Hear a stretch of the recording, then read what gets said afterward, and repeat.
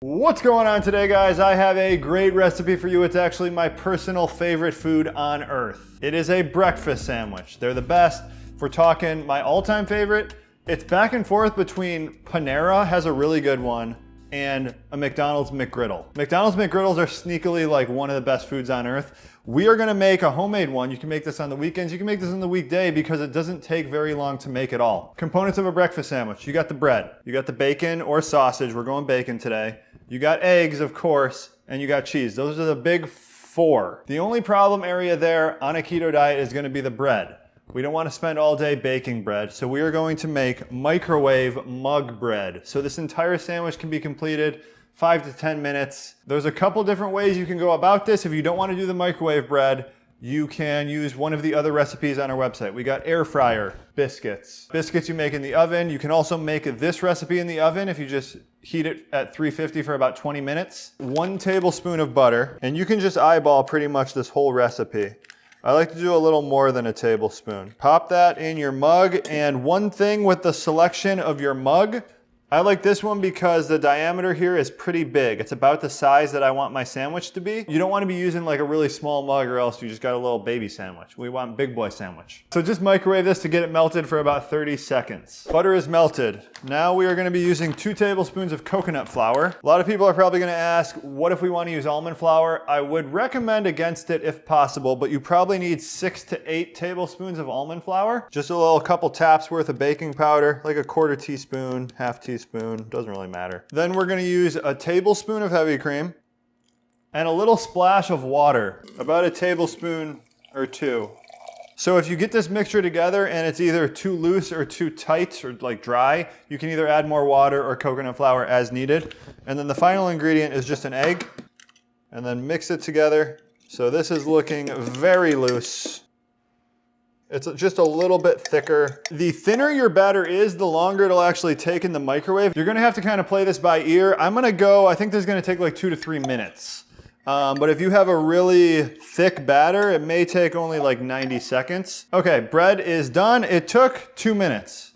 And here's what we are working with. See how soft that is? So soft, moist, lovely. I'm gonna let this cool before we slice it. It'll be easier to slice once it cools. Set that aside. Now it's time to get the ingredients for the filling of the breakfast sandwich going. I'm a big fan of the 4-2-2 methodology of breakfast sandwiches. 4 slices of bacon, 2 eggs, 2 slices of cheese. That's what we're doing today. The best way to do it is you cook the bacon, then you cook the eggs in the grease from the bacon.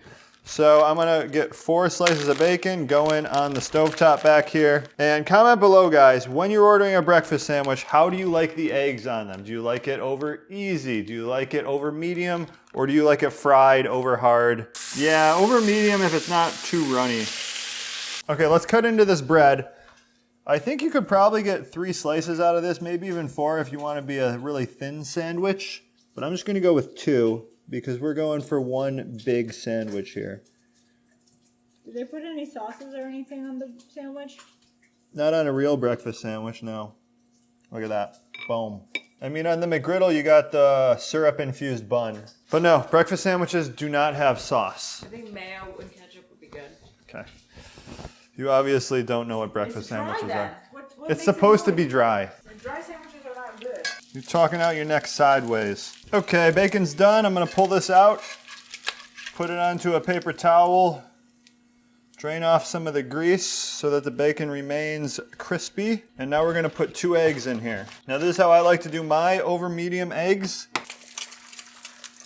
Okay, so we got the biggest egg white of all time for some reason.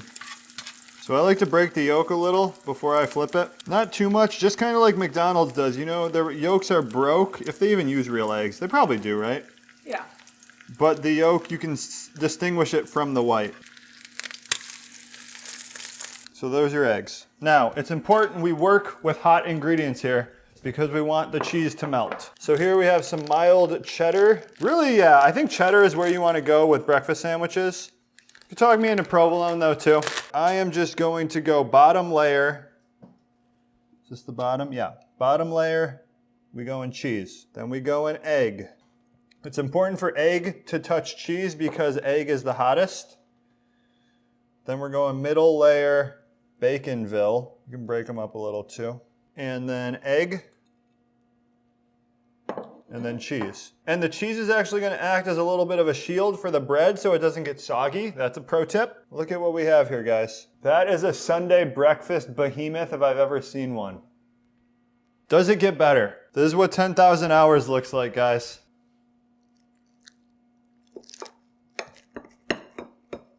So let's give this a try.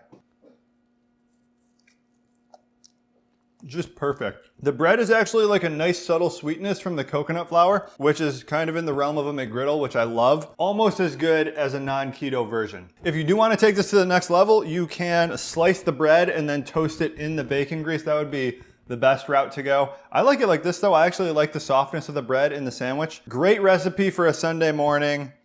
Make it for the kids. Kids will love it. Kids get to pick their own different ingredients.